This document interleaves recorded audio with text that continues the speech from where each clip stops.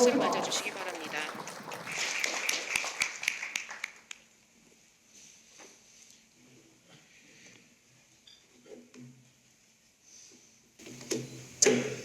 안녕하세요. 네, 여러분 안녕하십니까?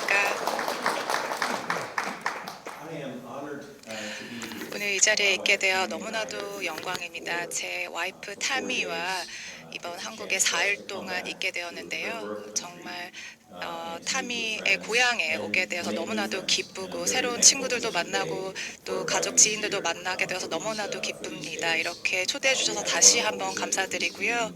가치 창출이 인터넷에서 얼마나 많이 됐는지를 27년 동안 봤습니다. 이런 시총들을 다 더해보면 아마존이라든지 구글, 메타들을 보면요. 현재 이렇게 정말 대형주에 속합니다. 거의 1,000억 달러가 넘는데요.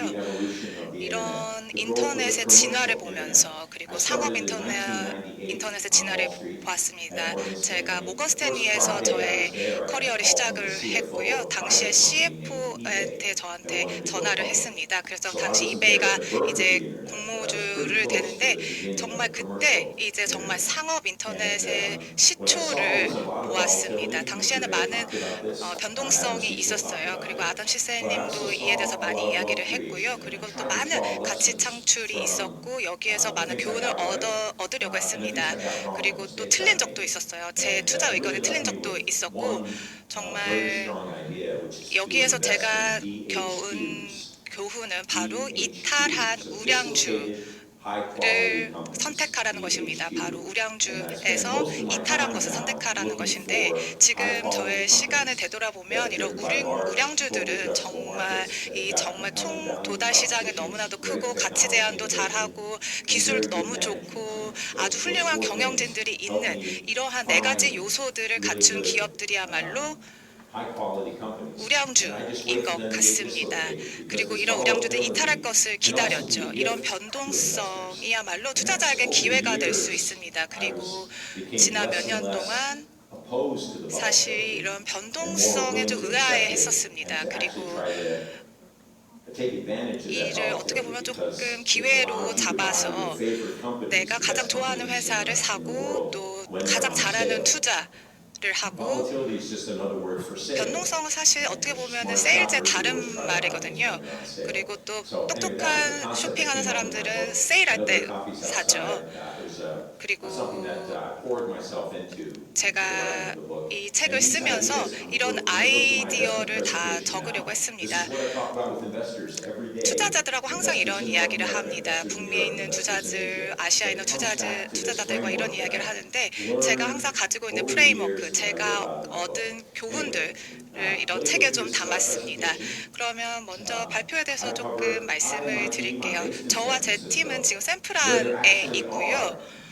사실 샌프란에서 이제 자율주행차가 시작이 되었죠. 창밖을 보면 웨이모가 돌아다녀요. 샌프란 도로에 웨이모가 돌아다니는데 정말 이런 것들을 볼 수 있어서 이렇게 훌륭한 기술들을 볼 수 있어서 행운인 것 같습니다. 저희 팀은요 약 40개의 주식을 커버를 하고 있습니다. 거의 미국 주식이고요. 그랩도 저희가 보고 있습니다. 싱가포르에 있는 회사죠. 스포티파이도 보고 있는데 스포티파이도 스톡홀름에 있습니다. 그런데 대부분 미국 주식이고요. 지금 대형주를 거의 많이 보고 있습니다. 현재 이제 넷플릭스를 많이 또 보고 있고 아시다시피 넷플릭스는 정말로 이제 유명하고 앞으로 또 12월에 아주 유명한 쇼가 다시 론칭이 되죠. 이런 것들이 정말 넷플릭스의 이름의 가치를 이야기하는 것 같습니다. 미국 회사이지만 정말 대규모 글로벌 고객들이 있습니다. 그래서 이런 주식들을 저희가 보고 있어요. 그리고 정말 이 DHQ가 어디에 있는지 한번 보고 있습니다. 일단 지금 보시면 미국 투자자들한테 이런 이야기를 해요. 유럽 투자자들도 뿐만 아니라 아시아 투자자도 이렇게 이야기를 합니다. 지금 저희의 종목들은 우버, 아마존, 도어대시 거의 뭐 And 200억 then in the 달러가 넘는 mid-cap 시총들을 space, 가지고 we have 있고요. four 그리고 또 IPOs that we 중소형도 like, 보고 but 있습니다. particularly Grab is our 지금 number 그랩 one 같은 경우 pick 저희가 in 가장 좀 Southeast Asia. 주력하고 있는 주식입니다. 아시아 Rideshare and 지역에서 mobility app 승차 and 공유 financial services 앱인데요. app. 또 I'm 금융 I'm 서비스도 happy. Just right 제공을 하고 away you can 있습니다. see what my top ideas are here. 그래서 이에 대해서 And 자세하게 as I 또 talk 말씀을 to 드릴 Uber, to 텐데요. me 우버에 this is 대해서 a 좀 classic 말씀드릴게요. DHQ 우버야말로 아주 opportunity. I'll come 전형적인 back to it. DHQ We've just 기회입니다. finished earnings for the September quarter. 이제 9월 We did it about 실적이 2 마감이 weeks 됐죠. ago. 2주 And what's 전쯤인데요. happening in tech 현재 today? 기술에서 There 어떤 are 일들이 three 일어나고 things 있냐? happening 세 as I see it 가지가 in tech. 일어나고 First 있습니다. 첫 is fundamental 번째는 demand trends 바로 remain very 펀더멘털 consistent and 디맨드가 아주 very robust. 일관적이고 상당히 At the end of 견고하다는 the day, you have to 것입니다. monetize the technology. 이제 The sector I look 결국에는 at, 어떻게 하면 what's that 수익화를 through retail 하느냐를 봐야 sales, 되는데 advertising revenue, 리테일 세일이 어떻게 cloud 되는지, 광고가 sales, 어떻게 되는지, entertainment 클라우드 세일이 subscriptions, 어떻게 and a 되는지, variety 엔터테인먼트 of other 구독자 수가 어떻게 되는지 and a variety of other ways. But those 이런 are the principal ways of 요소들을 봐야 monetization. 되고 And 이런 when I look 것들이 이제 at the 결국 growth 수익화로 rates that these 이루어집니다. companies printed in the 성장률을 September 볼 quarter, 때 and 9월 what I 실적 think is 발표에서 happening in 성장률을 this 볼 때 December quarter, 특히 I 이번 see very 9월 consistent growth rates. 실적에서는 아주 Now versus 견고하고 earlier in the 일관적인 year, I think 성장률을 there's 보이고 more 있습니다. macro certainty.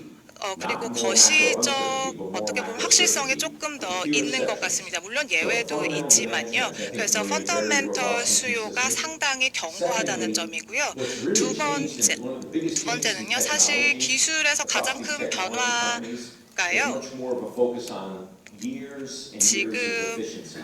몇 년 동안 Managing costs more 효율성이 계속해서 aggressively, 증대했다는 managing their balance 것입니다. sheets more 비용 successfully, 관리라든지 i.e. buying back stock, 자사주 paying out dividends. 매입이라든지 And 배당주를 Mark Zuckerberg used this 지급한다든지 expression. 마크 He 저크버그는 said 이런 얘기를 2023 했죠. is going to be the year of efficiency. He said that in 2030년이야말로 February 효율성의 2023. 해다라고 I think that memo 말했습니다. went 이 around, that idea went 이야기가 around to a 이 lot of tech companies. 아이디어가 많은 And 테크 across the 회사들한테 land, 또 they were more 해당이 되는 것 careful 같습니다. about their hiring, 회사들이 more careful 훨씬 더 about managing 고용에도 더 expenses so that 신중하고 revenue would grow faster 비용에도 than 신중합니다. expenses. 그래서 It was no longer growth at 성장률이 all 훨씬 더 costs. 촉진될 수 And I think 있게 that's a good thing. 하는 집중을 하고 있는 것 같습니다. So 좋은 we've 점인 것 had record 같아요. operating margins, record gross 그래서 margins across a lot 영업이익률 of 마진도 technology 상당히 companies. 역대급으로 For a 많이 variety 나오고 of 있습니다. reasons. This greater focus on efficiency, 효율성에 scale, 많은 the use of 중점을 두고 AI 있고 또 to 확장성도 있고요.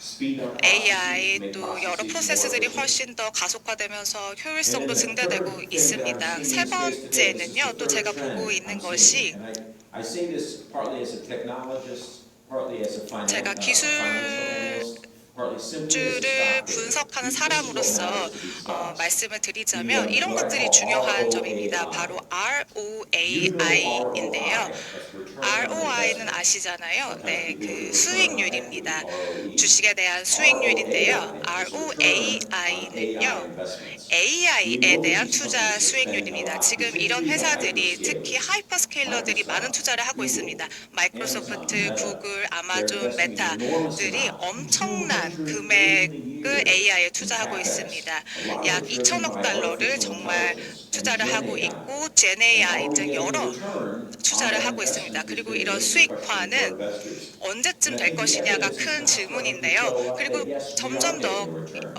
이런 Let me 수익을 give you 보고 a few data 있습니다. points. 몇 가지 예시를 좀 Google will 드리겠습니다. tell you now that a 구글은 quarter of all the code that they write, that the company 지금 약 generates, 4분의 is actually 1의 written 코드가 사실 written 구글에서 using Gen AI, 젠 and then they use AI가 human 쓰고 engineers to review it. 있다라는 That's a 것이고 massive 그리고 cost 사람이 이제 efficiency. 이거를 검증 정도만 하는 Meta 건데 is 엄청난 using 것입니다. AI to improve 메타도 its AI를 algorithms, 사용해서 알고리즘을 both on 향상하고 Instagram and on 있습니다. Facebook. 인스타그램이라든지 And so that the 페이스북에서도 user experience AI를 is more 사용하고 engaging. So people 있습니다. spend 그래서 more 유저 time 익스페리언스가 훨씬 더 on Facebook AI와 and 더욱더 Instagram. That's 접목을 하고 largely a good 있고요. thing. 좋은 Sometimes it 점이죠. isn't, but it's 어떻게 largely a 보면. good thing.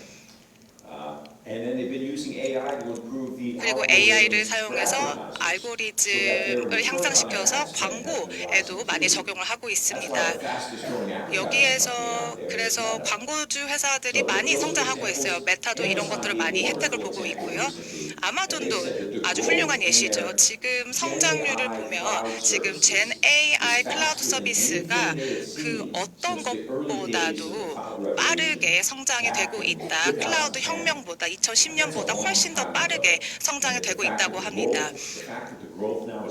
지금 이 성장이 빠르다는 것, AI 클라우드 서비스가 얼마나 빠르다는 것이야말로 이 분야가 얼마나 견고하다는 것을 보여주고 있는데요. 앞으로도 훨씬 더 이와 관련한 많은 예시들을 볼 것입니다.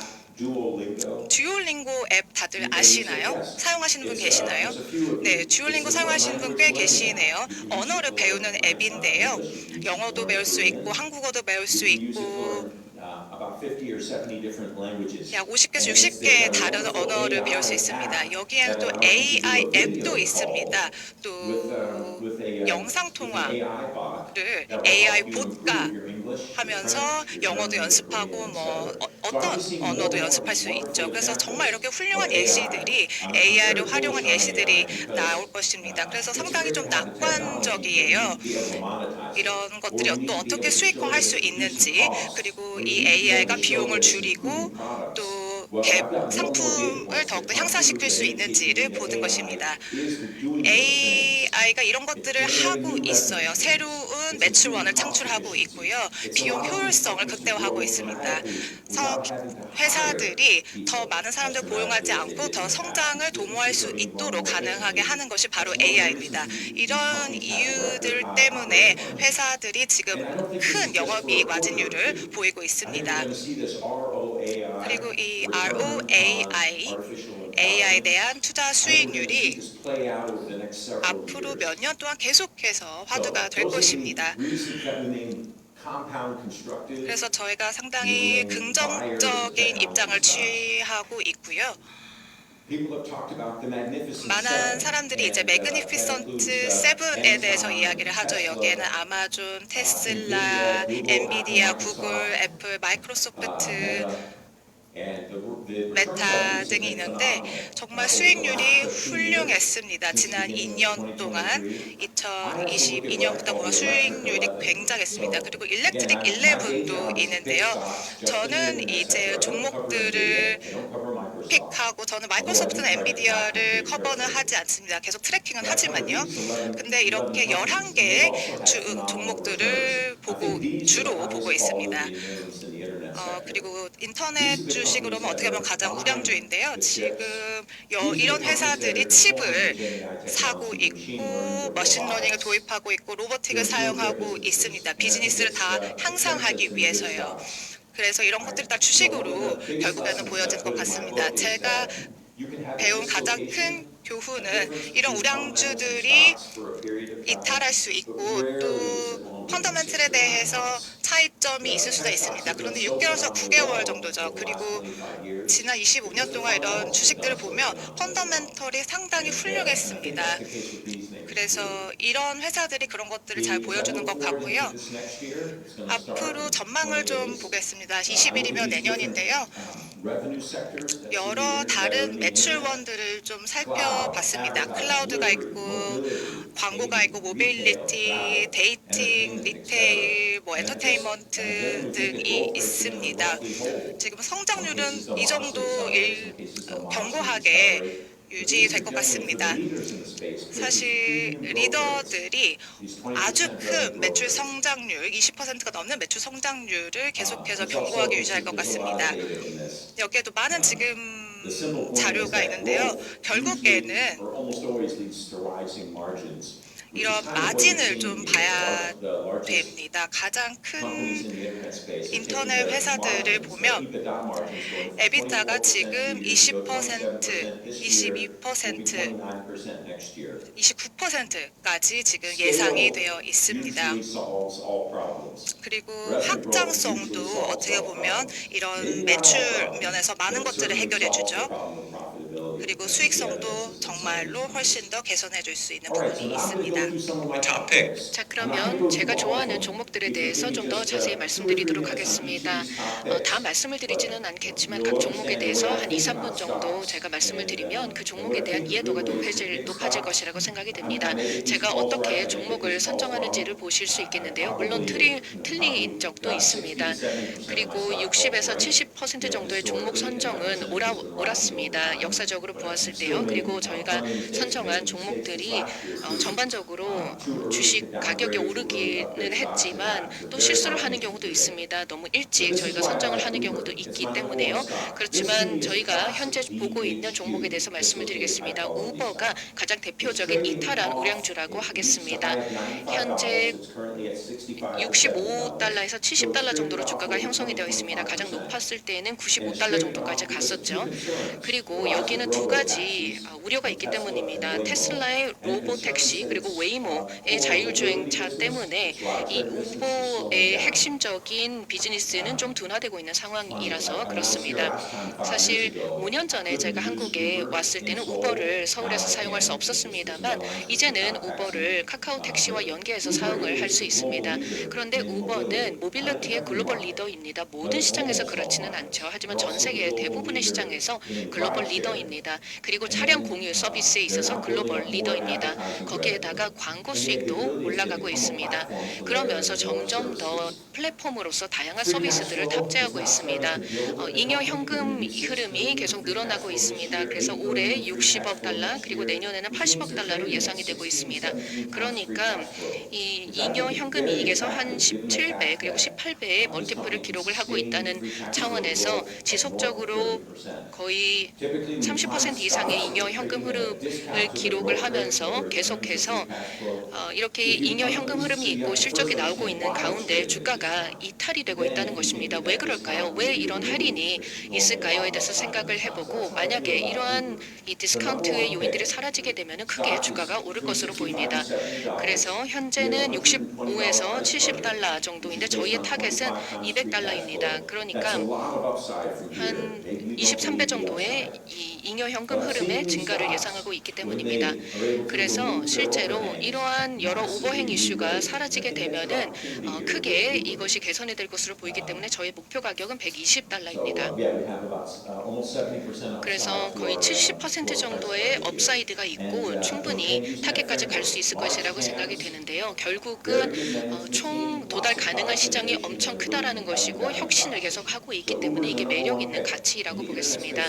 인터넷 분야에서는 저희 1번, 저희의 가장 최애 종목은 우버입니다. 두 번째로는 아마존입니다. 앞서서 아담 시셸 님도 약간 말씀을 하셨고 아마 여러분들께서도 아마존은 잘 아실 거라고 생각을 합니다. 네, 그리고 현재 210달러 정도로 형성이 되어 있는데 약 230에서 40달러까지 갈 수 있을 거라고 생각합니다. 현재 이탈이 그렇기 때문에 많이 있는 것은 아닙니다. 테크 쪽이나 인터넷 쪽에서는 현재 많은 종목들이 높은 주가를 기록하고 있지만 아마존도 어느 정도 높은 상황이어서 저희의 1번 픽은 아닙니다. 하지만 새로운 매출 기회와 새로운 수익 기회가 계속해서 아마존에서 나타나고 있습니다. 그래서 저는 흥미있게 아마존을 보고 있는 것입니다. 제가 우버에 적용을 했던 동일한 프레임워크를 적용해 보도록 하겠습니다. 글로벌 클라우드 리더이고 글로벌 리테일 리더입니다. 그리고 전 세계적으로 T10의 규모가 거의 조 달러 단위입니다. 그리고 많은 광고 수익도 가져가고 있습니다. 거기에다가 옵션 가치도 있습니다. 주가가 최고점이라고 한다면 물론 최고점에서도 매수를 할 수가 있겠죠. 하지만 앞으로 어떻게 더 개선이 될 것인가를 볼 수가 있겠습니다. 여기에서 세네 가지의 의견이 있습니다. 첫 번째로는 아마존의 경우에는 구독 제약 그리고 구독 어떤 약을 받는 데 있어서 혜택을 볼 수 있을 것입니다. 그리고 두 번째는 위성통신에 관련된 성장 기회가 굉장히 많다고 생각합니다. 이 스페이스X의 스타링크와 연계가 되는 것이죠. 세 번째는 광고 매출에 대한 것입니다. 아마존은 최근에 많은 콘텐츠를 구입하고 있습니다. 특히 대규모 스포츠 콘텐츠를 매입하고 있기 때문에 관련된 광고 매출이 늘어날 것입니다. 그리고 클라우드 컴퓨팅은 여전히 조금 변동을 성장을 하고 있고 앞으로도 성장할 것으로 보이는데요. 생성형 AI 덕분입니다. 이 모든 것들이 이 아마존의 비즈니스 모델에 도움이 됩니다. 왜냐하면 아주 빠르게 매출이 성장하는 분야인 광고와 클라우드가 바로 마진율이 굉장히 높기 때문입니다. 그러니까 이 기술 부문에 있어서 최고의 믹스라는 것입니다. 아주 빠르게 성장하는 분야인데 마진도 높습니다. 그렇기 때문에 구조적으로 보았을 때 잉여 현금 흐름이 당연히 아마존에서 늘어나게 될 것입니다. 그리고 지난 25년, 27년 동안 가장 훌륭한 경영진을 가진 기업 중에 하나라고 보겠습니다. 그래서 아마존이 2등입니다. 다음으로 몇 가지 또 종목 말씀을 드리도록 하겠습니다. 아마 여러분들 이 지역과 가까운 그런 종목으로서 그랩입니다. 현재 8달러의 목표 가격을 가지고 있기 때문에 70% 정도의 잉여 성장 여력이 있습니다. 아마 유럽이나 미국의 투자자들의 경우에는 잘 모를 수도 있겠지만 저는 그랩을 계속해서 주목해 왔습니다. 빠르게 성장하고 있는 동남아시아의 모빌리티 그리고 배달 회사입니다. 싱가포르에 본사를 두고 있고 인도네시아와 말레이시아, 필리핀 등에서 매출을 창출하고 있고 베트남과 캄보디아에서도 영업을 하고 있습니다. 물론 말레이시아와 인도네시아, 싱가포르이 가장 큰 시장입니다. 그러니까 이 동남아시아의 리더이고 제2위 기업보다 4배나 규모가 큽니다. 우버와 마찬가지로 처음에는 수익을 내는데 어려움을 겪었습니다. 하지만 이 4분기 전에 이렇게 플러스로 돌아가게 되면서 이비다가 그리고 잉여 현금 흐름이 늘어나게 되었습니다. 그래서 여러 도표들을 보면은 이 그랩의 주가가 이 변곡점을 지났다라는 것을 볼 수 있습니다. 2년 전에 주가가 드디어 20달러 정도가 되었고 그리고 거의 3배 정도 올라가게 되었습니다. 그리고 60달러, 80달러까지 올라가게 되면서 최근에 조정이 되었습니다. 조정이 되었기 때문에 매력적이라고 생각합니다. 우버의 동남아시아 버전으로서 그랩을 볼 수가 있겠는데요. 물론 북미 시장과 동남아시아 시장은 다릅니다. 하지만 상당히 유사한 비즈니스 모델 다이내믹을 가지고 있습니다. 이런 기술 플랫폼이 점점 규모를 덩치를 키우게 되면 내재적으로 레버리지가 발생을 하고 여러 가지 비용 효율이 올라가게 됩니다. 고객 서비스와 마케팅에 대한 비용을 아낄 수 있다는 것이죠. 왜냐하면 사람들이 익숙해지기 때문입니다. 거의 일상적으로 사용하는 것이 됩니다. 넷플릭스와 아마존에서도 그런 상황이 발생을 했고 우버도 그랬습니다. 그래서 그랩도 마찬가지가 될 것이라고 생각이 됩니다. 아마 많은 사람들이 이야기를 하지 않기 때문에 특이하다고 생각을 할 수 있겠습니다만 200억 달러 정도의 총 시가총액을 가지고 있고 미국에 상장이 되어 있고 본사는 싱가포르에 있습니다. 그래서 동남아시아의 우버라고 불릴 수 있는 그랩이 상당한 종목이라고 생각합니다. 그리고 아주 빠르게 금융 서비스도 키워나가고 있기 때문에 우버보다도 더 다양한 그리고 다각화된 사업 모델을 가지고 있고 계속해서 고객층이 성장하고 있습니다. 우버, 아마존, 그랩이 그런 사례입니다. 네, 또 다른 종목들도 많이 있습니다. 저희가 커버하고 있는 종목들을 보고 사실 이거 잘 안 보이시죠? 그런데 비교 테이블입니다. 그리고 저희의 디스클레이머입니다. 이것으로 마무리하도록 하겠습니다. 감사합니다. Thank you very much for the 3 great ideas. I think that we'll be able to get the Q&A later on. 다시 한번 큰 박수 부탁드리겠습니다. 네, 마크 머하이님께서는 우량한 기술주 그 고르는 방법을 구글 그리고 지금 그랩 등등 3가지 방법에 대해서 사례를 통해 자세히 알려주셨는데요. 이탈하는 우량주 찾는 연습 잘 해보도록 하겠습니다. 자, 그럼 다음으로는 반도체 삼국지의 저자이신 성균관대학교 권석준 교수님을 무대 위로 모셔보도록 하겠습니다. AI 산업 발전에 따른 반도체 산업 지형의 변화에 대해서 강연을 해주시겠는데요. 큰 박수와 함께 모셔보도록 하겠습니다.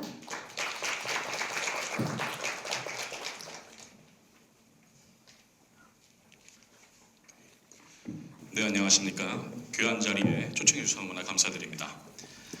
1부에서 먼저 말씀해 주신 우리 마크 마하니 선생님께서 Nothing but net이라는 좋은 키워드를 주셨는데 여기서 이제 우리가 생각할 수 있는 것이 이게 한 세대 전에는 인터넷에 국한된 표현이었다면 이제 이 net이라는 것이 조금 더 확장된 개념으로 특히 그 가운데에는 AI라는 여러분 잘 알고 계시는 핵심 키워드가 자리 잡는 개념으로 바뀌고 있다고 생각을 합니다. 90년대 말에 이 IT 버블 혹은 닷컴 버블이라고 불렸던 이 인터넷을 기반으로 했던 혁신이 일어났던 것처럼 2020년대에 들어와서는 이제 반대로 이 AI에 기반을 두고 있는 혁신들이 일어나고 있다고 생각합니다. 그렇습니다만 약 한 세대 정도의 간극을 두고 있는 혁신의 모멘텀입니다만 공통점이 하나 있습니다. 그 공통점은 수많은 스타트업들이 나오고 수많은 기술들이 제안이 되는 과정 가운데서도 가장 핵심적인 기술을 가진 기업들이 결국 하나하나의 병목 지점이 되면서 그 병목 지점에서 혁신의 모멘텀이 집중이 될 것이라는 점입니다. 예를 들어서 한 세대 전에는 이 인터넷의 표준이나 아니면 닷컴에서 흔히 얘기하는 그냥 서비스가 아닌 플랫폼으로 기업으로 바뀌는 과정에서 린치핀이 생겼습니다. 그런데 이제 한 세대 후가 돼서부터는 AI에서 특히 이 AI 중에서도 우리가 지금 얘기하고 있는 파운데이션 AI 모델에 어떤 지점에서 병목이 생길 것인지를 우리가 보는 것이 굉장히 중요하다고 생각합니다. 저는 여기에 대해서 한 가지 표현을 하나 제안을 드리고자 합니다. 약 15년 전에 경영학계에서 마케팅의 구루로 불리는 세스 고딘이라는 분이 제안하신 린치핀이라는 개념이 있습니다. 그 린치핀이라는 개념은 원래는 현대 산업 사회에서 특히 자동화되는 첨단 산업 사회에서 대체가 불가능한 사람이 되기 위해서는 어떤 전략이 필요한가에 대한 표현에서 이 린치핀이라는 개념이 나왔는데 이게 이제는 산업의 관점에서도 좀 더 확장된 개념의 린치핀이라는 개념이 나올 수 있고 이 린치핀이 지금 우리가 보고자 하는 AI 반도체 산업에서 정확하게 몇몇 지점에서 지금 이미 형성이 되고 있다는 얘기를 드리고자 합니다. 자세한 내용들은 좀 이따 발표해서 제가 좀 더 말씀을 많이 드리려고 합니다만은 요약만 하자면 이렇습니다. 지금 AI 산업을 제일 강하게 이끌어 나가고 있는 주체라고 한다 그러면 뭐 오픈 AI나 아니면 뭐 메타나 아니면 구글이나 마이크로소프트 같은 기업들을 떠올리실 겁니다. 그리고 그것이 틀린 것이 아닙니다.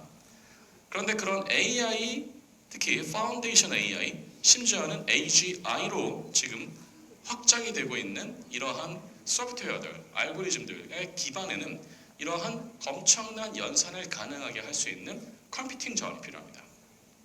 그런데 그런 컴퓨팅 자원은 여러분 잘 아시는 것처럼 그냥 예전에 우리가 익숙해져 있었던 CPU가 아닌 엔비디아가 만들고 있는 GPU, 더 정확하게 말씀드리면 General Purpose GPU라 불리는 GPU가 자리를 잡고 있습니다. 근데 엔비디아가 이 GPU에서 지금 병목 지점을 잡고 있는데 엔비디아는 잘 아시는 것처럼 반도체 회사이긴 합니다만은 자신들이 이 GPU를 직접 만들지는 않습니다. 엔비디아는 전형적으로 GPU를 설계하는 팹리스 업체라고 볼 수가 있습니다. 그렇다 그러면은 이 GPU를 실제로 만드는 곳이 어딘지를 볼 필요가 있겠죠. 이 GPU를 만드는 곳은 여러분도 잘 알고 계시는 대만의 TSMC입니다.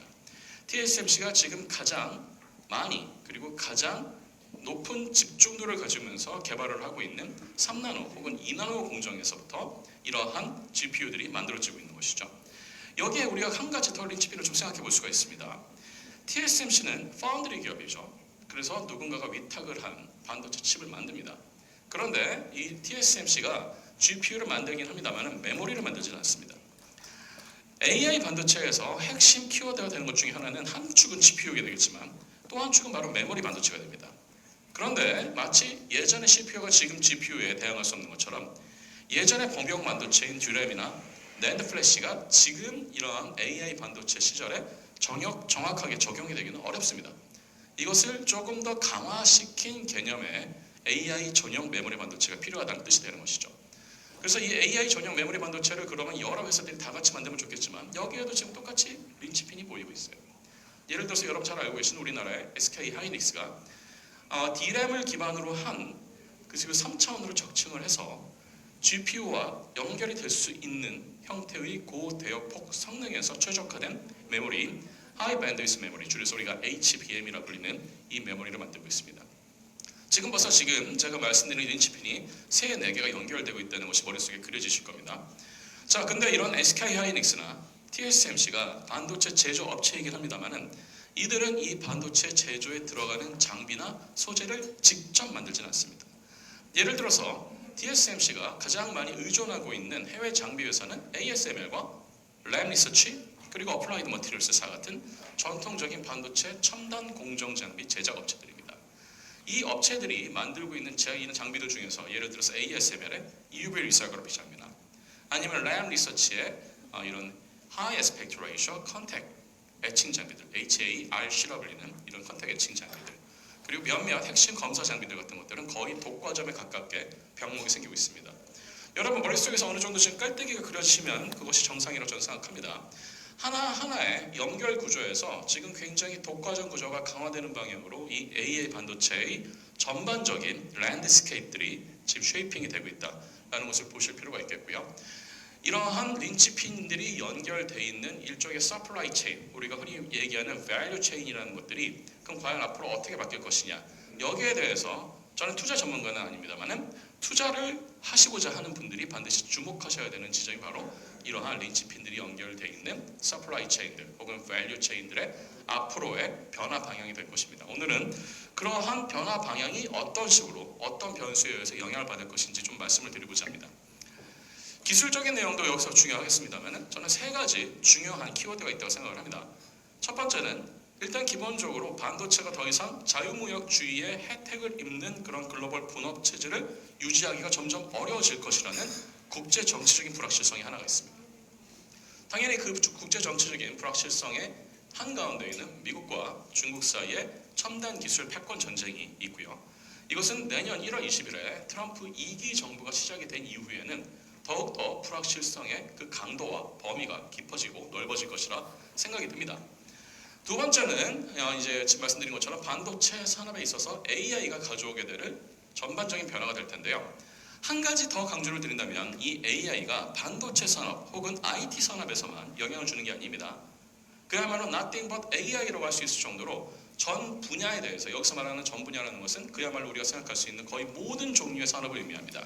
석유화학이나 조선이나 철강이나 첨단 바이오나 우주항공이나 에너지, 여러분이 생각하실 수 있는 거의 대부분의 산업이 여기 포함이 된다고 볼 수 있습니다. 이제 시작일 뿐인 이 AI에 의한 트랜스포메이션이 우리에게 익숙해 있었던 이러한 3차 산업들 혹은 서비스 산업들, 다양한 제조업들에 대해서 어떤 트랜스포메이션을 줄 것인지 아무도 모릅니다. 여기에는 그래서 투자의 기회와 위기가 동시에 존재한다고 생각합니다. 마지막 언서튼티를 얘기해 드린다면 여기에 대해서 당연히 우리가 기후 위기를 생각해야 됩니다. 이 기후 위기라는 것이 사실은 AI 반도체 혹은 AI 발전 자체에 영향을 주기도 하고, 반대로 AI와 이 반도체 분야에서의 기술 혁신이나 발전이 기후 위기에 다시 영향을 주기도 하는 일종의 two-way 인터랙션들이 지금 보이고 있다라는 것을 말씀을 드리고자 합니다. 이런 세 가지 키워드를 머릿속에 좀 집어넣으시면서 이 내용들을 같이 봐주시면 좋을 것 같습니다.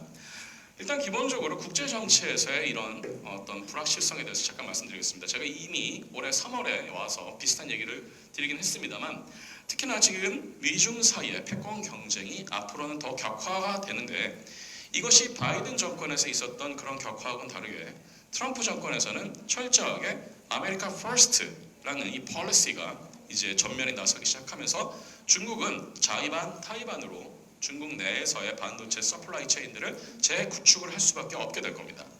이 과정에서 한국의 반도체 산업들 그리고 해외 반도체 업계들에게 되는 굉장히 많은 불확실성이 내재가 될 것입니다. 가장 심한 것은 중국이 미국에 대해서 예를 들어서 고관세율에 대한 어떤 페널티를 물게 되면 중국도 똑같이 보복 관세를 한다든지, 아니면 중국에서 어떻게 보면 이 서플라이 체인에서 주도권을 가질 수 있는 부분들을 수출 통제를 하려고 할 것입니다.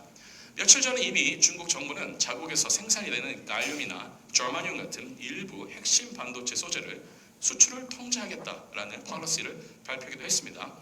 이런 조치들은 이제 시작일 뿐입니다. 내년이 되면 훨씬 더 파급 효과가 커지는 방향으로 넓어지게 될 것입니다.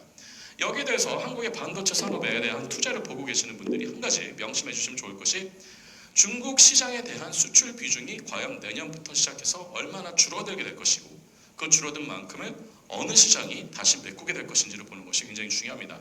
당연히 그 시장은 이미 세츄레이션이 된 이런 머추어한 시장이 아닌 이머징 마켓들, 특히나 엄청나게 인구 증가 속도와 경제 성장 속도가 빠른 이런 동남아시아권이나 인도, 그리고 일부 아프리카 지역이나 동유럽권의 이런 나라들이 과연 이런 이머징 시장으로서의 충분한 리플레이스먼트가 될 것인지를 보는 것이 중요할 건데, 문제는 이러한 시장들을 놓고 기존의 반도체 강자들 뿐만 아니라 지금 중국 안에서 내재화의 그런 포션을 넘어서 오버캐패시티를 지금 얘기하고 있을 정도로 많이 생산을 하고 있는 중국의 저런 레가시 반도체 업체들이 얼마나 그 시장에서 한국이나 다른 기존의 업체들과 경쟁을 할 것이냐, 이 부분이 굉장히 주목을 할 부분이라고 생각합니다.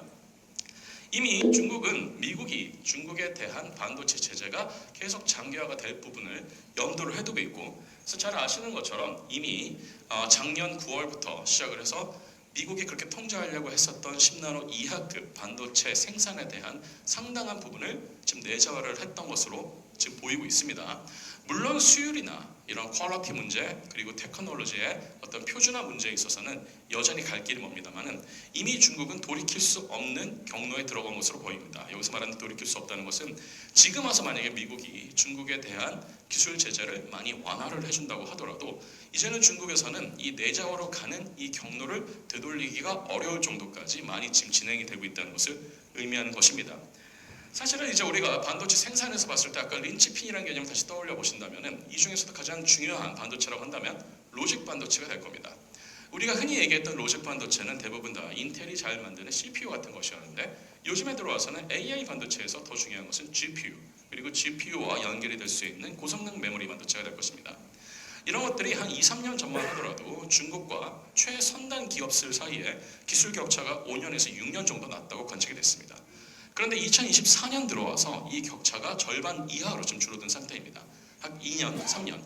심지어는 메모리 반도체 같은 경우에는 지금 1.5년까지도 기술 격차가 줄어들고 있기 때문에 이 추세대로 간다 그러면은 2027년 혹은 2028년 정도에는 SK 하이닉스 혹은 삼성전자와 중국에 있는 대표적인 메모리 반도체 회사인 CXMT의 기술 수준이 거의 동등해진다는 것이 예상이 될 정도가 지금 되고 있습니다. 이런 문제들에 대해서 미국은 바이든 정권에서 추진이 되었었던 투트랙 전략을 트럼프 정권에서도 어느 정도는 계속 유지를 할 것으로 예상이 됩니다. 여기서 말하는 투트랙 전략이라는 것은 기본적으로 한쪽 트랙은 미국이 그동안 해외에 대해서 많이 외주를 주어왔었던 첨단 반도체 제조의 상당 부분을 다시 미국으로 가져오는 일명 리쇼링 policy가 계속 유지가 될 것이다 라고 생각이 됩니다. 또 한쪽으로는 중국에 대한 제재가 되는데 트럼프 정권에서 바뀌는 점이 있다 그러면은 이제 바이든 정권에서는 중국을 주로 타겟으로 해서 이런 반도체 전략이 대외 반도체 전략이 짜여져 있다면 트럼프 정부에 들어와서는 이 대외 반도체 정책이 중국뿐만 아니라 심지어는 이제 동맹국들에게까지도 영향을 미칠 수 있다는 것이 됩니다. 예를 들어서 트럼프 정권에서 지금 가장 많이 나오고 있는 것 중에 하나가 바이든 정부가 야심차게 추진했었던 칩스법에서 인텔이나 마이크론 같은 미국의 반도체 업체들뿐만 아니라 TSMC나 삼성전자나 SK 하이닉스 같은 해외 반도체 업체들에게까지 보조금을 수십억 달러 이상 주는 것은 낭비다, 필요 없는 정책이다, 심지어는 굉장히 나쁜 정책이다 라는 비판들이 점점 고조가 되고 있어요. 이 말인즉슨 바이든 정부에서 만들었던 칩스법에서 보장이 되었던 이런 보조금들이 지급이 아직은 안 됐지만 지급이 되었다고 하더라도 그것이 다시 회수가 될 가능성이 있다든지 아니면 지급받은 만큼 훨씬 더 강력한 요구 조건들이 내년에 나올 수 있다는 겁니다. 여기서 말하는 훨씬 더 강력한 요구 조건이라고 한다 그러면은 그냥 미국에 대한 이런 Direct Investment, 즉 FDI의 규모를 또 높이는 것을 넘어서 아니면 아예 미국 내에서 이런 생산의 이코시스템을 다시 리컨스트럭을 해라 라는 개념으로도 더 확장이 될 수도 있고, 그리고 아니면 한국이나 대만처럼 미국에 대한 대미 흑자 규모가 굉장히 큰 나라들에 대해서 관세율이 중국만큼은 아니더라도 꽤 높아지는, 예를 들어서 10에서 20%까지도 높아지는 그런 정책들이 예상이 됩니다. 이런 부분들은 1차적으로는 한국이나 다른 나라들의 반도체 업체들이 굉장히 민감하게 준비를 하고 대응을 해야 되는 정책이겠습니다만, 또한 이런 업체들에 대해서 포트폴리오를 가지고 있는 이런 투자 측에서도 굉장히 유익 있게 보셔야 되는 지점이라고 생각합니다. 관세라는 것이 아주 간단하게 얘기한다 그러면은 그냥 두 나라 사이에 물가 변동 그리고 필요 없는 비용을 증가시키는 그런 요인이 될 수도 있겠습니다만, 사실 좀 더 넓게 본다 그러면 그 두 핵심 당사자 두 나라뿐만 아니라 그 기업 전체, 그 기술 전체가 관여하는 모든 이코시스템에 대해서 비용을 증가시키는 효과를 주기 때문에 그렇습니다. 예를 들어서 미국이 정말로 트럼프 정부가 출범한 이후에, 2기 정부가 출범한 이후에 예고했던 것처럼 중국산 반도체에 대해서 일괄적으로 60%의 고관세율을 매길 경우에 지금 예를 들어서 아이폰 1000달러 정도 하는 아이폰은 대략적으로 1368달러까지도 올라갑니다. 한 30 혹은 40% 정도의 원가 상승이 일어난다는 것을 의미하는 것이죠. 이렇게 급격한 원가 상승은 당연히 그 기술이 관여되어 있는 시장 자체의 동력을 많이 깎아먹고 쪼그라들게 만드는 효과가 있습니다. 이 부분도 그래서 우리가 유의 깊게 봐야 되는 부분 중에 하나가 될 겁니다. 특히나 트럼프 정권에서는 기본적으로 대중 정책을 바이든 정권 때보다 훨씬 더 허키시하게 가져갈 겁니다. 훨씬 더 혹독하게, 그리고 미국의 이익을 조금 더 퍼스트 프라이어리티를 주면서 더 가져가게 할 거고요. 그래서 이게 한쪽으로는 중국 입장에서는 어떻게 보면 더 많은 고난을 겪는 것처럼 보일 수도 있겠습니다만, 반대로 얘기하면 트럼프는 기본적으로 비즈니스 마인드가 있는 정치인이기 때문에 중국 입장에서는 오히려 이 부분을 비즈니스 개념으로 비즈니스 관점에서 접근을 하려는 시도를 많이 할 수 있습니다. 예를 들어서 미국이 원하는 그 정책에 딱 맞게끔 맞춤형으로 투자를 한다든지 합자회사를 만든다든지 기술 이전을 중국이 만약에 미국의 어떤 자동차 회사나 아니면 전자회사 등에 한다든지 하는 방향으로 훨씬 더 프렌들리하게 먼저 제스처를 만들어낼 가능성도 있습니다. 이것이 미국의 국익에서 봤을 때 장기적으로 도움이 되고 훨씬 더 큰 돈을 만들어준다라는 판단이 든다 그러면 트럼프 정부에서는 오히려 바이든 정부에 비해서 대중 견제 조치가 일부 완화가 될 가능성이 있습니다. 물론 이 부분은 내년에 1월 20일 이후에 나오게 될 트럼프 정부의 행정명령이 정확하게 어떻게 될 것인지를 저희가 보고 나서 판단을 해도 늦지 않을 것이라 생각이 듭니다. 사실은 이런 대외 어떤 불안정성에 있어서 가장 최대 언서튼티, 특히 투자하시는 분들이 굉장히 잘 트래킹을 하셔야 되는 뉴스 중에 하나가 양안 간의 이 언서튼티가 지금 있습니다. 사실은 이제 올해 초에 대만에서는 라이칭더, 민진당의 라이칭더 총통이 신임 총통으로 당선이 돼서 취임을 했는데요. 기본적으로 이 라이칭더 총통은 친미파입니다. 그렇기 때문에 지금 중국에서는 이 대만의 독립 가능성을 견제하기 위해서 훨씬 더 군사적인 긴장도를 높이고 위협 수준이 올라가고 있는 상황입니다. 사실 이 때문에 문제는 지금 AI 반도체를 비롯한 대부분의 첨단 반도체 생산의 70에서 80% 정도가 대만에서 이루어지고 있다는 겁니다. 당연히 그 한가운데에는 TSMC가 있고요. TSMC는 당분간 지금 대만에서 가지고 있는 수준의 최선단 파운드리 공정을 다른 나라에서 확장을 하거나 분산할 계획이 별로 없습니다. 한 가지 옵션이 있다 그러면 지금 애리조나 피닉스에 TSMC가 짓고 있는 3나노 파운드리 팹 3개를 생각할 수 있겠습니다만, 거기도 엄연히 따진다면 파운드리 팹만 들어간 거지 그 파운드리 주변에 이코시스템이 통째로 들어간 것은 아닙니다.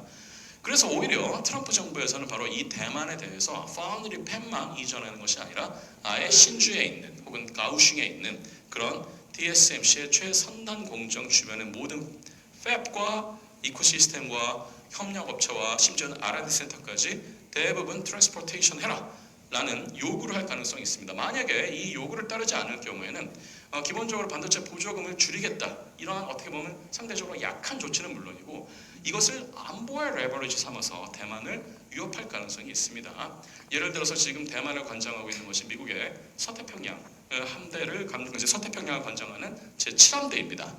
근데 이 7함대가 예를 들어서 군사 자산의 투사 범위를 줄인다든지 아니면은 이런 순환 주기를 좀 더 늘린다든지 하는 식으로 이제 안보에 대한 전략적인 모호성 방향으로 점점 이 방향이 바뀌게 될 경우 대만의 안보 위기가 높아지기 때문에 이것은 대만발 반도체 공급망의 위기가 생길 수 있다는 것이고, 지금 그렇지 않아도 엔비디아의 칩이 지금 AI 칩을 수요로 하는 이런 시장에서는 공급자 위주의 시장으로 바뀌고 있는데 이게 훨씬 더 공급이 어려워진다는 문제가 생길 수 있다는 것을 의미합니다. 이것은 투자하시는 분들 관점에서도 투자의 타임라인들, 특히 이 레비뉴가 투자한 이후 언제쯤 돌아올 것인지를 생각하실 때 이 타임 스케일을 조정을 다시 하셔야 된다는 것을 의미합니다. 사실은 이제 이게 실제로 양안 간의 긴장이 정말 정치적인 이슈가 너무 심각해져서 군사적인 이슈까지로 연결이 된다. 예를 들어서 중국이 대만을 침공한다든지 중국의 인민해방군 해군이 대만섬 주변을 해상 봉쇄를 한다든지 하는 일이 생길 경우에는 중국과 대만뿐만 아니라 지금 이 지역의 경제적인 활동이 대부분 많이 몰려있는 한국과 미국과 일본 역시 굉장히 큰 피해를 보게 됩니다. 사실은 그래서 이거는 이제 블룸버그에서 작년 초에 나왔던 전망 중에 하나인데요. 사실은 이렇게까지 심각한 시나리오가 되지 않기를 바랍니다만, 투자하시는 분들 입장에서는 다양한 시나리오를 상정을 하실 때 바로 이 시나리오로 직접 뛰어지진 않더라도 저 시나리오로 조금씩 에스컬레이트 되어 있는 그런 트렌드가 보일 경우에 이런 다시 서플라이 체인이 리라우팅 되는데 얼마나 시간이 걸릴 것인지, 그리고 TSMC를 대체하는 기업이 나오기 위해서는 얼마나 많은 시간이나 얼마나 많은 투자가들이 필요할 것인지에 대해서 시뮬레이션들이 이제는 정말로 굉장히 현실적인 관점에서 이루어질 때가 돼 있다고 생각을 합니다. 사실은 이 부분은 이미 미국의 주요 싱크탱크에서도 많이 연구를 하고 있는 사실 중에 하나입니다. 이 개념, 여기서 나와 있는 개념 중에 하나가 실리콘 트라이앵글이라는 개념이 있습니다. 이 실리콘 트라이앵글이라는 개념은 미국의 후버 인스티튜트에서 창안한 개념인데, 미국과 중국과 대만이 정치적, 국제 정치적인 긴장 관계 혹은 안보 관계와 이런 첨단 칩의 생산이 연계가 돼 있는 어떻게 보면 굉장히 이질적인 아이템들이 결합이 된 이 개념이 바로 실리콘 트라이앵글이라는 개념인데, 현재는 미국이 대만에 대해서 AI를 비롯한 많은 첨단 칩의 생산을 의존하고 있습니다만, 이게 10년 혹은 12년 정도가 지나고 나면은 이 의존도가 많이 완화가 됩니다. 의존도가 많이 완화가 된다는 것은 미국 입장에서 봤을 때 대만은 안보에 대한 우선순위가 좀 더 낮아진다는 것을 의미하는 것이고, 반대로 얘기하면 대만의 안보 불안정성이 그만큼 높아진다는 것을 의미하기 때문에 전반적으로 봤을 때는 국제적인 반도체, 특히 첨단 반도체 공급망의 큰 플럭추에이션들이 앞으로 더 격화가 될 가능성이 높다는 겁니다. 당연히 여기에 관여하는 핵심 당사자 국가들, 그리고 몇몇 핵심 이런 기업들은 이러한 플럭추에이션을 줄이기 위해서 새로운 서플라이 체인들을 만들기 위해서 굉장히 다양한 시도들을 할 겁니다. 특히 AI 반도체가 아까 말씀드린 이 린치핀으로 굉장히 몇몇 기업들이, 소수 기업들이 독점하고 있는 이 현상을 탈피하기 위한 여러 기술적인 얼터너티브들이 많이 트라이가 될 겁니다. 지금 이제 엔비디아가 표준처럼 쓰이고 있는 이런 GPU를 우리가 모두 다 머릿속에서 AI를 할 때 생각을 하시지만, 이런 GPU는 기본적으로 장점은 병렬 컴퓨팅을 할 수 있고 프로그래머빌리티가 있다는 것이지만, 반대로 얘기하면 너무 비싸고 너무 에너지를 많이 잡아먹고 특정한 목적에만 쓰기에는 너무나 큰 시스템이라는 문제도 있습니다. 그래서 프로그래머빌리티를 좀 낮추는 대신에 이피션시를 좀 높이는 방향으로 조금씩 칩들이 진화를 하고 있어요. 예를 들어서 GPU 대신에 나는 NPU를 쓰겠다. 즉 Neural Processing Unit을 쓰겠다. 아니면 특정한 도메인에 맞는 데이터 연산에 특화가 될 수 있는 이런 로직들이 정확하게 입력이 된 혹은 디벨롭이 된 칩들만 써도 됩니다. 그런 방향으로 점점 칩들의 이런 종류와 용도와 성능과 그 기술의 혁신 범위가 분화가 되기 시작할 겁니다.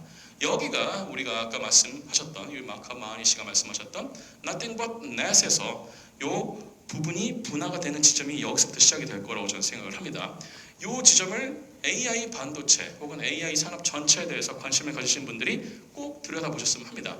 왜 이런 말씀을 드리냐면, 지금은 다들 이 생각만 하세요. 누가 파운데이션 AI를 잘 만드나, 누가 더 많은 파라미터 셋을 써서 더 큰 모델을 만들었는가, 누가 더 저전력으로 훨씬 더 많은 토큰을 단위 시간당 많이 생산을 했느냐, 이 생각들만 주로 하십니다. 물론 그게 나쁘다는 뜻이 아니고 그게 안 중요하다는 뜻이 아닙니다. 그런데 기술의 혁신이 엄청나게 빠르기 때문에 당장 내년부터 무슨 일들이 많이 보이시게 될 거냐면, 이제는 우리는 이 AI, 특히 Software as a Service로서의 AI는 충분히 봤어요. 이미지 제너레이션, 텍스트 제너레이션, 스피치 제너레이션, 비디오 제너레이션 우리가 많이 봤어요. 제너레이션 되는 것 말고 실제로 돈이 되는 산업에서 얘네들이 어떻게 적용이 돼서 트랜스포메이션을 이끌고 있느냐, 이 사례들이 나오기 시작하는 순간부터가 진짜 빅뱅이 된다고 저는 생각합니다. 아까 여기 같이 오신 우리 태미 마하니 씨도 말씀하셨습니다만, AI가 지금 가장 혁신을 일으킬 수 있는 영역 중에 하나가 메디컬 사이언스 쪽입니다. 혹은 바이오 사이언스라고 부르는 쪽이고, 이미 우리나라에도 이런 관련된 스타트업들이 이미 몇 년 전부터 나와서 어느 정도 계속 가파르게 성장을 하고 있다는 것일 텐데, 결국 어쩔 수 없습니다. 미국에서 지금 국민들이 가장 많은 돈을 쓰고 있는 영역 중에 하나가 바로 보험 쪽이죠. 의료 쪽이죠. 이 비용이 그만큼 거기에 많이 들어가는데, 그 비용의 상당수가 AI와 메디컬이 지금 오버랩이 되는 그 지점에 들어가고 있습니다. 저는 그래서 지금 가장 큰 혁신 중에 하나가 이 바이오에 관련된 산업들, 예를 들어서 프라이빗 섹터의 이런 퍼블릭 헬스, 프라이빗 섹터부터 시작해서 퍼블릭 헬스까지 가는 영역, 아니면은 뉴 드럭들, 아니면 바이오 디바이스들, 메디컬 디바이스들, 아니면은 이런 바이오 전용의 의료 인공지능 같은 엄청난 시장들이 기다리고 있다고 저는 생각을 하고요. 두 번째가 저는 에너지 섹터라고 생각합니다. 한토에서도 지금 이제 에너지 투자를 많이 보시고 있을 것이라 생각이 듭니다만, 이런 AI 혹은 데이터 센터들이 앞으로 더 서스테이너블 하기 위해서는 안정적인 에너지가 굉장히 중요한데, 이 에너지를 더 이상 우리는 fossil fuel에서 가져올 수가 없어요. 화력 발전에서 가져올 수가 없다는 뜻입니다. 그래서 반대로 얘기하면 이제 리뉴어블 에너지에서 가져온다든지 아니면 이 리뉴어블 에너지와 연결이 될 수 있는 에너지 저장 시스템에서 가져와야 됩니다. 여기에 대한 혁신이 지금 굉장히 정체가 되고 있는 상황인데 이 혁신도 마찬가지로 AI에서 이 가속이 될 가능성이 높습니다. 사실은 그래서 지금 이 린치핀을 깨트리기 위해서 한 가지 이제 우리가 주목해 볼 만한 것은 엔비디아가 주도하고 있는 이 클러스터에 대항할 수 있는 클러스터들이 과연 어디까지 나올 것이냐, 이 클러스터의 경쟁력이 있을 것이냐를 보는 것도 저는 중요한 관건이 될 거라 생각합니다. 지금 이제 엔비디아의 클러스터라고 한다 그러면 좁게 본다 그러면은 이렇게 볼 수가 있습니다. 오픈 AI, 엔비디아, TSMC, SK 하이닉스 뭐 이 정도의 어떤 클러스터를 볼 수가 있을 텐데 이게 과거에 80년대, 90년대 마이크로소프트의 윈도우즈와 인텔의 X86 시리즈 CPU가 합쳐져서 만들어졌던 개념인 윈텔이라는 개념과 정확하게 대응을 하는 개념입니다. 그런데 그 당시에 윈텔이 한 20년 정도의 이런 도미넌스를 보였다면 제 개인적인 생각으로는 지금 이 엔비디아가 가지고 있는 이 연합체는 그 20년을 채우기는 굉장히 어려울 것이다라는 생각이 듭니다. 왜냐하면 그때의 윈텔은 그냥 PC 시장만 놓고 굉장히 좁은 시장에서만 어떻게 보면 도미넌스를 가지고 있었기 때문에 상대적으로 도미넌스를 유지하기가 어렵진 않았어요. 그리고 그때는 AI가 없었죠. 그리고 그때는 인터넷이 충분히 발달하기 전이었죠. 근데 지금 상황이 많이 다릅니다. 사람들은 이것을 계속 다른 분야로 적용을 하고 싶어 하기 때문에 결국은 이 엔비디아 연합에 대응할 수 있는 연합들이 꾸준히 나올 수밖에 없고 그 대표적인 사례가 올해 하반기에 출범한 미국의 주요 테크 자이언트 업체들이 만들어낸 하나의 연합체인 UA 링크라는 게 있습니다. 이 UA 링크라는 것은 사실은 엔비디아가 제시한 MV 링크라는 표준에 대응하기 위해서 만들어낸 일종의 칩-투-칩 버스에 대한 어떤 이 표준을 의미하는 새로운 어떤 경쟁 체제라고 보시면 되겠습니다. 여기에는 굉장히 흥미롭게 뭐 구글이나 아니면 아마존이나 아니면 메타나 뭐 인텔이나 HP나 시스코 같은 미국의 주요 IT 업체들이 이미 참여를 하고 있고요. 여기에 이제 앞으로 삼성이나 다른 또 해외 기업들이 참여할 가능성이 있습니다.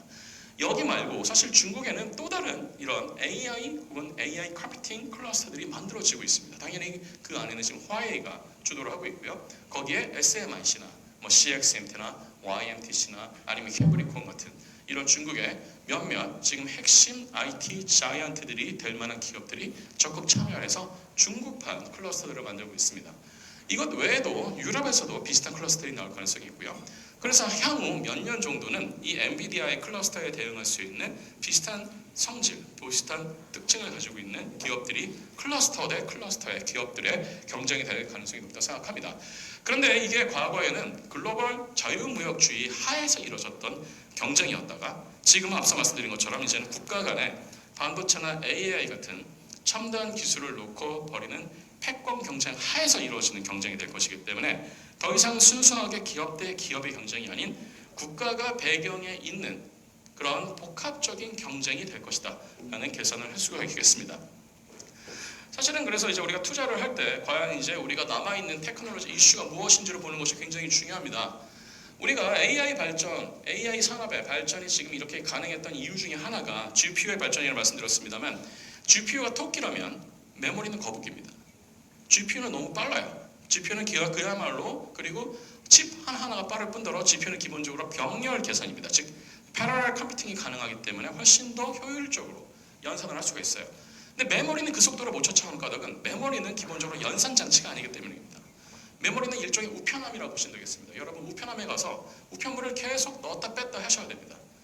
내가 우편물을 읽는 것은 훨씬 빠르죠. 그렇지만 우편함에다가 그 봉투를 풀칠해서 붙이고 다시 꺼내오고 열쇠를 열고 다시 닫고 하는 그 모든 것에는 시간이 필요합니다.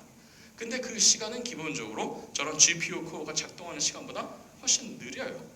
그렇기 때문에 계속 이 격차가 벌어지고 있고 AI 산업에 있어서 저렇게 지금 빠른 연산의 수요를 메모리가 못 쫓아가고 있기 때문에 메모리가 일종의 병목 지점이 되고 있습니다.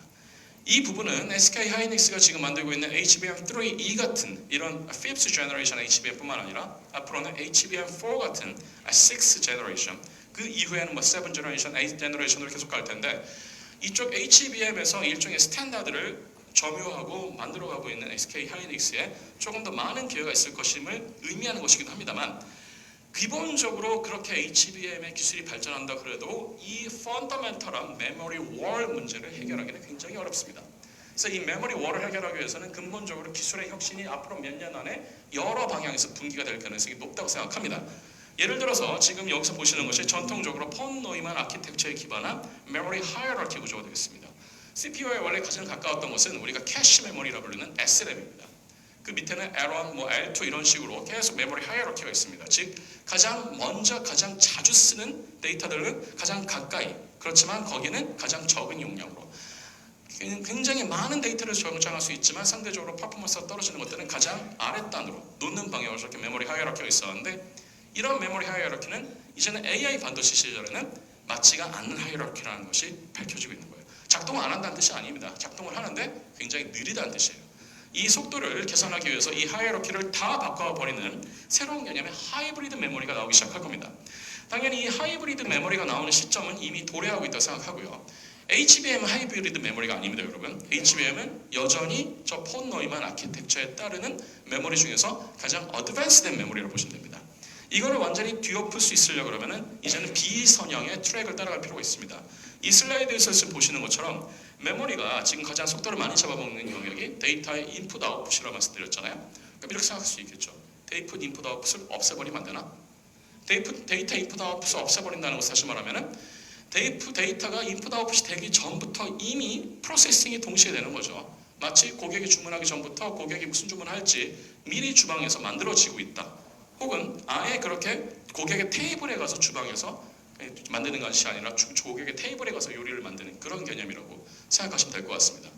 그렇게 하기 위해서는 HBM 이후에 하이브리드 메모리를 생각할 필요가 있겠고요.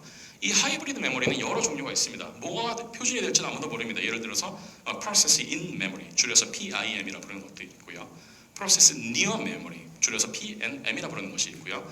아예 인간의 이런 뇌 구조를 닮게 만든 새로운 종류의 아키텍처인 예를 들어서 램 리스터 같은 것들, 메모리와 레지스터의 합성어입니다. 그래서 램 리스터가 있을 수 있겠고요. 아니면 뉴로모픽 컴퓨터 같은 것들이 장기적으로는 이러한 개념의 하이브리드 메모리가 될 수 있다 생각합니다.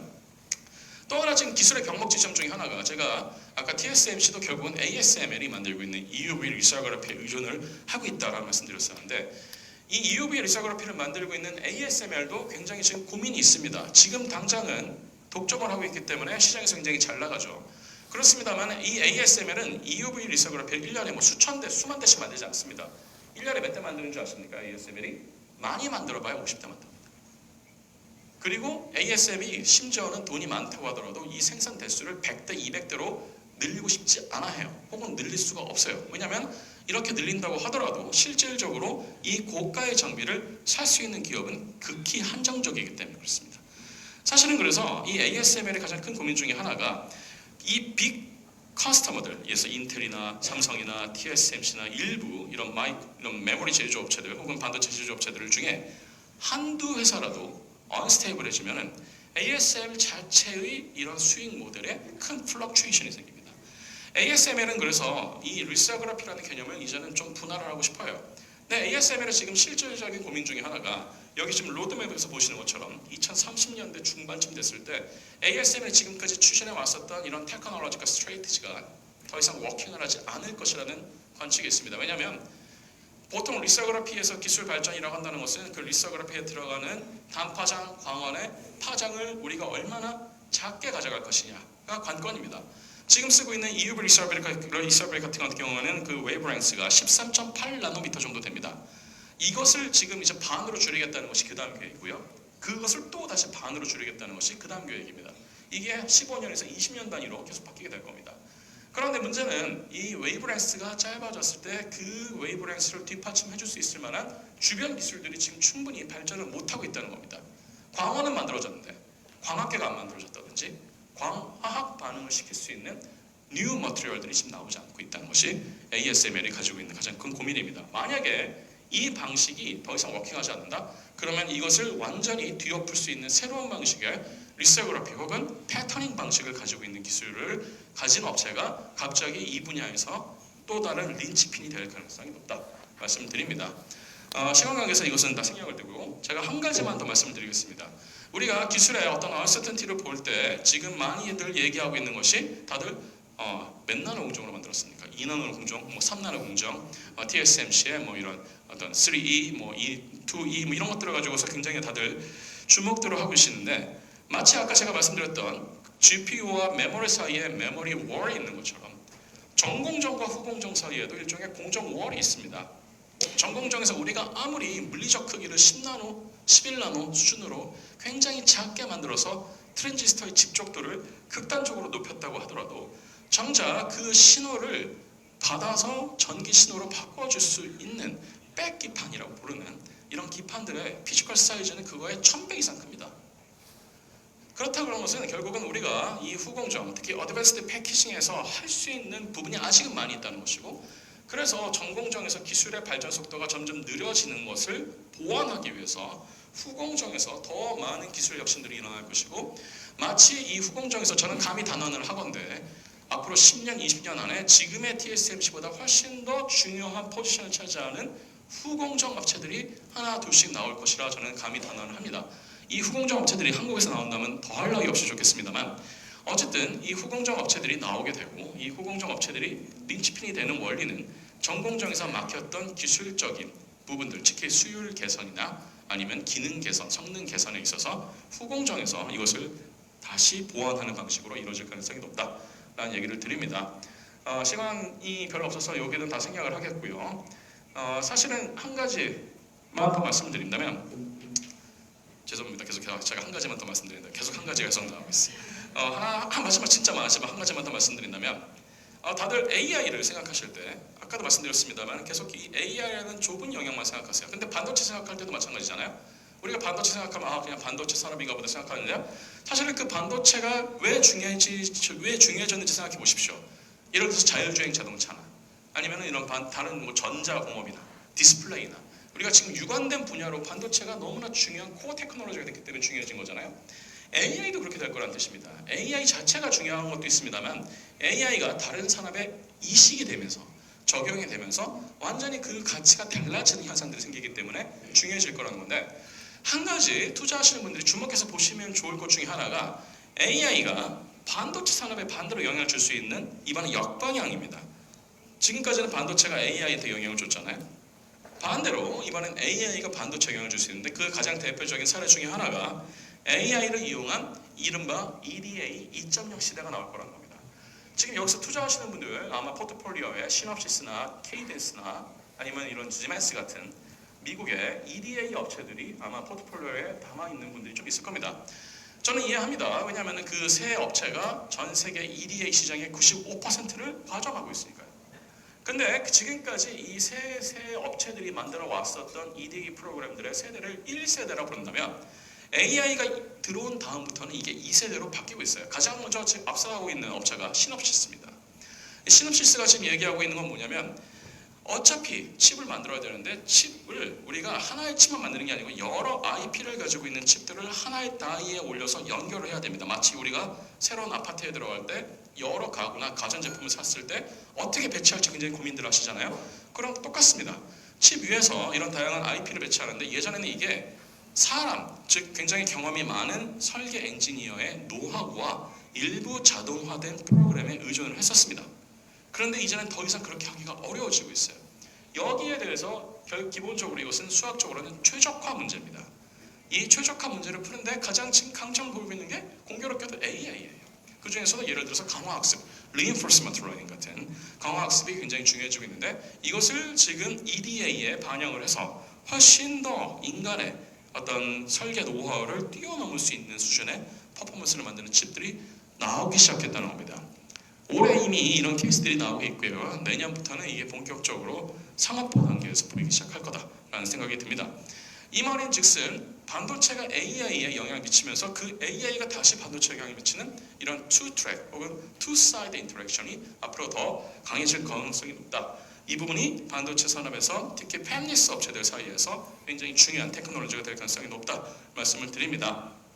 네, 그 외에도 뭐 양자 컴퓨터나 한국의 대응 같은 것들은 이미 여러 군데에서 말씀드린 바 있으니 자료를 좀 보시면 될 것 같고요.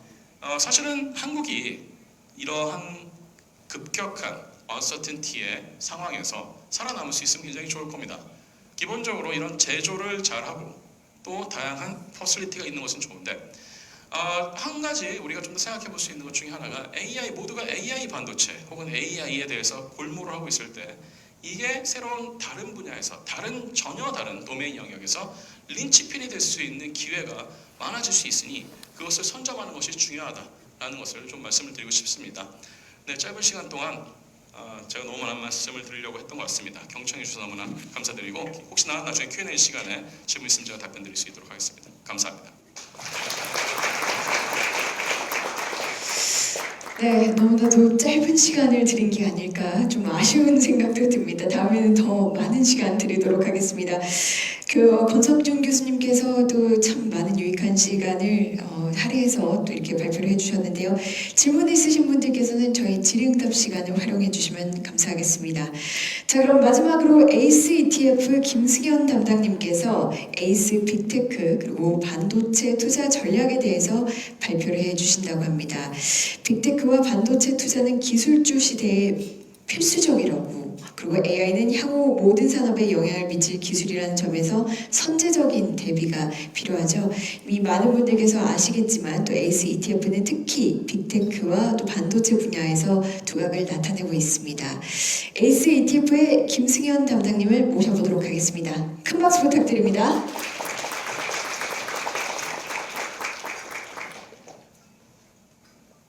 네, 안녕하십니까. 한국투자신탁운용 에이스 ETF 김승현입니다. 저희가 지금 모신 마크 마하니님과 그다음에 권 교수님과는 저희가 사전에 이 자료를 논의한 적이 없습니다. 네, 그렇지만은 지금 이렇게 주신 자료들과 PT들을 보니까 저희 한국투자신탁운용 에이스 ETF가 장기적으로 저희가 지향하는 지향점과 역시 일치한다는 생각을 가지고 있고요. 그러한 것들을 통해 가지고 저희가 외부의 다양한 의견들, 그다음에 저희 자체 인하우스의 리서치를 통해서 지속적으로 에이스다운 그런 상품을 낼 것을 먼저 말씀드리고 세미나를 시작하도록 하겠습니다. 네, 저는 네 가지를 짧게 말씀을 드리도록 하겠습니다. 우선 지금의 가장 큰 키워드는 여러 가지가 있습니다만 아마도 올해 또는 내년에도 아마 AI가 될 것입니다. AI가 우리 삶에 가져온 그런 변화들에 대해서 먼저 말씀을 드리고요. 그다음에 AI 시대의 빅테크, 그다음에 반도체에 대해서 말씀을 드리고 더 중요한 것은 바로 ETF를 어떻게 가지고 가야 되는지에 대해서 전략, 그다음에 핵심적인 메시지를 드리고 마지막 저희 빅테크 반도체 라인업을 설명드리면서 마치도록 하겠습니다. 네, 첫 번째 바로 AI가 가져온 우리 삶의 변화입니다.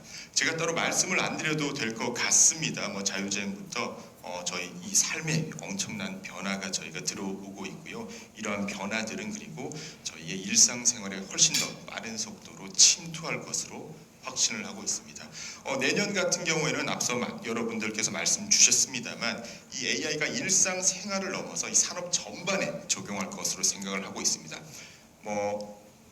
헬스케어 이런 바이오가 될 수 있고요. 다양한 영역에서 이러한 AI가 우리 삶에 침투하게 된다면 단순히 AI는 하나의 트렌드라고 보기보다는 중장기적으로 우리 산업을 이끄는 그런 장기 핵심 성장 테마가 될 것이라고 확신하고 있고요. 그렇지만은 이 AI가 무조건 성장만 할 수는 없습니다. 그렇지만은 이 시대별로 AI 발전 과정을 보게 되면은 1차, 그다음에 2차 붐, 그다음에 지금의 3차 AI 붐을 와 있는데요. 그렇기 때문에 이러한 3차 붐을 통해서 훨씬 더 빠른 속도로 우리 삶에 침투할 것이다 라고 저희는 생각을 하고 있습니다.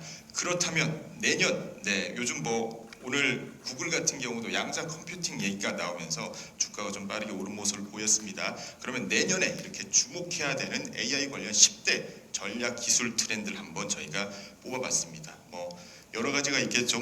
계속 설명드린 에이전트 AI도 있고요, 양자 컴퓨팅도 있고 다양한 그런 영역들이 가지고 있습니다만 이러한 삶이 바로 내년에는 저희 삶에 좀 더 빠르게 올 것이라 생각을 하고 있고요. 엔비디아를 통해서 그러면 구체적으로 내년에 우리 삶에 더 들어올 그런 AI를 한번 보도록 하겠습니다.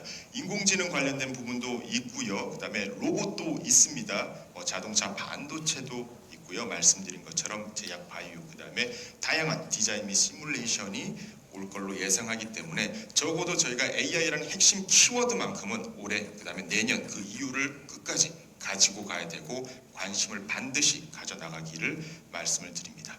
네, 그러면 이 AI 시대, 바로 빅테크 반도체를 저희가 어떻게 바라봐야 되는지에 대해서 이어가도록 하겠습니다. AI의 과정을 저희가 한번 보도록 하겠습니다. 표에서 보시면은 한번 생각해 보시면 챗 GPT가 나온 지 한 2년, 3년 정도 됐나요? 그러면은 체감상 한 2년 정도 지났으니까 AI가 좀 많이 온 것이라고 생각할 수도 있습니다. 어떤 분들은 거품이라고 얘기하시는 분도 계십니다. 오픈 AI를 통해서 한번 보도록 하겠습니다. 오픈 AI가 제시하는 AI 발전 단계는 5단계입니다. 챗봇이 있고요. 추론자, 에이전트, 확신자, 조직 이런 단계인데 현재 오픈 AI가 보는 AI 발전 단계는 이제 겨우 2단계에서 3단계로 가는 어떻게 보면 초입을 조금 지난 그런 시점이라고 볼 수가 있습니다. 그래서 1단계 그냥 단순히 챗봇을 넘어서 이제는 추론 능력의 발전을 통해서 할 수 있는 그런 에이전트의 단계까지 볼 수 있고 여전히 3단계, 4단계, 5단계가 남아있기 때문에 이제 AI는 시작한다라고 말씀을 드릴 수가 있습니다. 그럼 AI 에이전트, 지금 2단계, 3단계라고 말씀드렸죠. 오픈AI가 만든 그 단계를 한번 보게 되면은 챗 GPT의 등장 이후에 이제 챗봇이라고 많이 생각하십니다. 그런 챗봇 개발에 좀 더 주력을 했으면 이제는 그 다음이 바로 AI 에이전트의 단계가 오고 있다라고 저희가 말씀을 드릴 수가 있습니다. 에이전트라고 하면 용어 그대로 아마 느껴지실 것 같습니다. 단순히 질문에 답을 하는 그런 이 챗봇을 뛰어넘어서 복잡한 임무가 주어졌을 때 판단을 해서 주변 상황을 고려를 해서 정말 이 필요한 액션까지 추가하는 게 바로 AI 에이전트의 단계고요. 멀리 있다고 생각하지 마십시오. 지금 우리 가까이 와 있습니다. 빅테크의 예를 몇 개만 들어보도록 하겠습니다. 첫 번째는 바로 마이크로소프트입니다. 세일즈부터 공급망 관리, 회계와 같이 10개 업무에 특화된 기업용 자율 에이전트를 이미 공개를 했습니다. 아마 빠르면 내년, 이후년부터 국내 기업들도 이 AI 에이전트, MS AI 에이전트를 도입할 수도 있습니다. 다음에 링크드인, 굉장히 많이 쓰시죠. 이직할 때도 많이 쓰시고 하는데 링크드인 같은 경우 밑에 표에서 보시는 것처럼 예전 같은 경우 링크드인에 사람을 뽑는다 그러면 일일이 검색하고 내가 한 잡 디스크립션 보고 연봉 확인하고 인사 담당자 연락하고 너무 시간이 오래 걸렸는데 지금은 AI 에이전트가 들어오다 보니까 직무 설명부터 구직 후보자를 찾고 연락하는 모든 과정들이 바로 AI 에이전트가 하고 있다라고 볼 수가 있습니다. 채용 과정의 한 80%를 자동화했다고 볼 수가 있고요. 메타입니다. 메타 같은 경우는 인스타그램, 소비자용 AI 에이전트의 이미 선두주자라고 할 수가 있습니다. 24년에 출시한 메타 AI 같은 경우에는 사용자를 5만 명을 돌파를 했고요. 내년에 2025년에는 기업이나 인플루언서가 챗봇을 만들 수 있는 AI 스튜디오가 상용화될 예정입니다. 어떻게 설명할 수 있냐면 이제 각 기업에서 고생하셔서 챗봇 만드실 필요가 없습니다. 그리고 인플루언서 분들도 고생하셔서 챗봇을 만드실 필요가 전혀 없습니다. 메타가 그러한 AI 에이전트를 통해서 이런 챗봇을 충분히 제공할 수 있기 때문인데요. 생성형 AI를 활용해가지고 텍스트, 이미지, 비디오 등을 생성을 통해가지고 광고의 최적화를 통해서 이런 것들을 바로 AI를 활용하는 사례가 앞으로 더욱더 증가할 것으로 생각하고 있습니다. 얘가 너무 많아가지고 한 2가지 정도만 들었고요. 그렇다면 오늘의 주제 중에 하나죠. 이 빅테크가 어떻게 수혜를 볼 것인지 보도록 하겠습니다. 결론부터 말씀드리면은 AI가 발전하면 할수록 빅테크의 시장 규모와 점유율은 훨씬 더 갈수록 증가할 것이라 보고 있습니다. 2개의 그래프가 있습니다. 왼쪽 같은 경우는 빅테크의 주요 시장 규모 및 점유율입니다. 광고, 커머스, 클라우드까지 이런 AI가 도입되면 될수록 그 수혜는 빅테크에 집중될 것이라 보고 있고요. 그러면은 또 말씀 주실 것 같습니다. 아니 이렇게 큰 종목들 말고 이 작은 종목들이 훨씬 더 큰 기회가 있지 않을까? 그 답은 바로 오른쪽입니다. 지난 2008년에 스마트폰 혁명이 나온 이유를 한번 보도록 하겠습니다.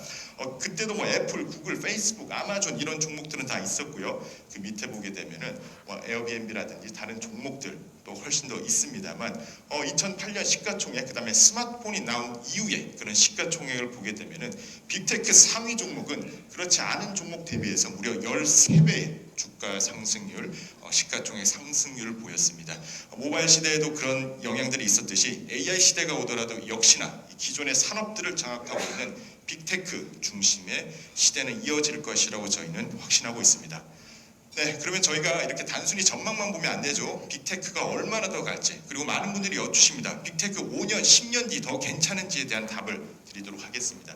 우선 이 빅테크, M7의 이 이익 지배력은 S&P 500 내에서도 갈수록 증가하고 있습니다. 드라마틱하다고 말씀드릴 수 있을 것 같은데 왼쪽 매출액 같은 경우에는 비중이 갈수록 증가하고 있고요. 그 다음에 순이익 또한 갈수록 증가를 하고 있습니다. 이런 M7 중심의 투자가 지금 기술의 시대에는 바로 S&P 500의 투자를 결국 대체할 것이라고 저희가 생각하고 있고요. 결국 이렇게 매출액, 그 다음에 순이익에서 보시는 것처럼 저희는 이 보이는 것들만 믿으면 될 것 같습니다. 만약에 10년, 20년 뒤에 이러한 수치들이 만약에 성장률이 꺾이게 된다면 그때는 저희가 다른 전략 또는 다른 메시지를 통해서 할 수 있습니다만 적어도 이러한 보이는 숫자들이 훨씬 더 커지면 커질수록 M7에 대한 관심과 성장은 저희가 주목해야 될 것으로 생각을 하고 있고요. 그러면 빅테크는 그렇지만 절대 혼자 성장할 수는 없습니다. 빅테크와 반도체는 좀 뗄래야 뗄 수가 없는데 AI 시대의 키라고 하면 역시나 반도체입니다. 2023년 엔비디아 H100의 GPU 이거 굉장히 비쌉니다. 구매한 기업들을 보게 되면은 메타, 마이크로소프트, 구글, 아마존 같은 빅테크 기업들이 역시나 구매를 하고 있습니다. 이 기업들 같은 경우 역시 돈도 많고요. 빅테크 같은 기업들 AI를 활용해서 너무 할 게 많습니다. 그래서 결국은 이 빅테크 또는 AI 시대의 키라고 하는 반도체를 살 수 있는 것도 현실적으로 빅테크이기 때문에 결국 AI 시대의 빅테크의 수혜가 반도체를 통해서 이어갈 것이라 생각하고 있고요.